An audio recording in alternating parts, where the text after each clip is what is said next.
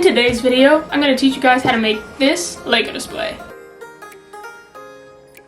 I'm going to show you guys how to make a minifigure display for around $10 to $15. These three items are each $1.25 from the dollar store. The most expensive item, well, besides the minifigure, is going to be your wood glue, but I think these are around like $3 or $4. You can get paintbrushes and paint at the dollar store. We use the dollar store paint just to give you guys a good idea of what that paint looks like. I have used the dollar store brushes before. The only thing that I don't like about them is the bristles do come off pretty easily. Other than that, if you just want a cheap brush, they work perfectly fine. But yeah, let's get into it. This all comes around to just under $20. If you have your minifigure, then it's gonna be about $15. If you have to buy it, then it's gonna be $20. I like to put a piece of paper down just so I don't have to worry about getting paint on my desk. Whatever works for you. Put down some newspaper, whatever you have. Obviously, you gotta peel off this sticker. First step is to paint your box. And then while you're waiting for the box to dry, you can paint all the different layers. Okay, so I'm gonna make this a nice rustic looking brown. So in order to get that brown, you're gonna mix orange and black. Just get the brown to your liking. So now you're just gonna wanna paint on all surfaces of this box.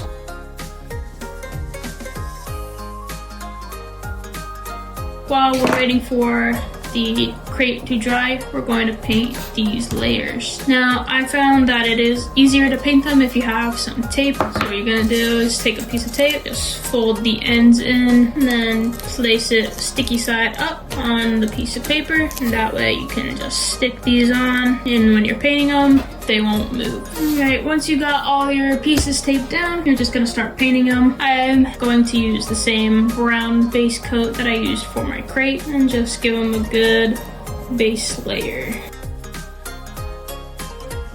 Alright, the outside has kind of dried. I'm just taking that same base coat and painting it.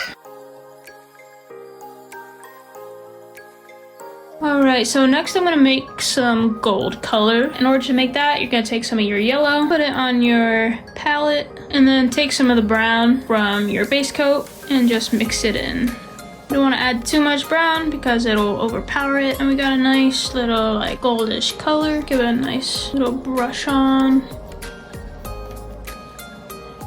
Now because this is dollar store paint, it is a little liquidy, so it's going to take a couple layers in order to get that preferred color. I'm going to add the same gold color to the outside. Give it a nice rustic look to it. Make sure you don't paint it on too thick because you still want to see that darker brown in the background. I'm gonna do the inside as well. Alright, since the yellow is a little liquidy, so it doesn't have much pigment to it, we're just gonna take the straight up yellow and brush it onto keys that we want to have a golden look to it. And then you're gonna end up doing the same technique for the box and the layers.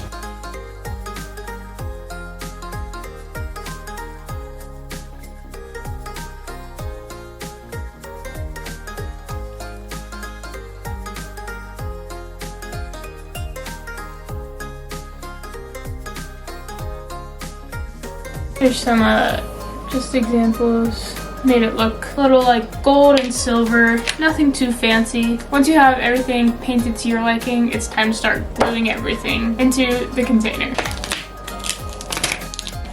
I'm not feeling the dark color inside just because it kind of blends in with the pieces. So I think what I'm gonna do is try and get this greenish color on the inside so it's a different color than all the pieces that I have. You won't have to buy a green tube of paint. You can still stick with the yellow and black. So I'm just gonna put in some yellow and just a little bit of black. And I'm just gonna mix it with my palette knife for now. I think I want to make it a little bit lighter, so I'm going to add some white to it. And just mix that in. And what we're going to do is just paint it on the inside. And you'll just do the same kind of process to paint it Just use the biggest brush you have and then try and just dab it a little bit with your brush to get that textured look. Alright, so I put on that base green. I think what I'm going to do is add some white to it just to give some more texture. I'm just going to dip my brush in the white and then just kind of dab it and swirl just to give it some texture. So we got that nice green interior with a rustic looking exterior. Now we're just gonna wait for this to dry before we start gluing on layers in the Lego plate for the minifigure.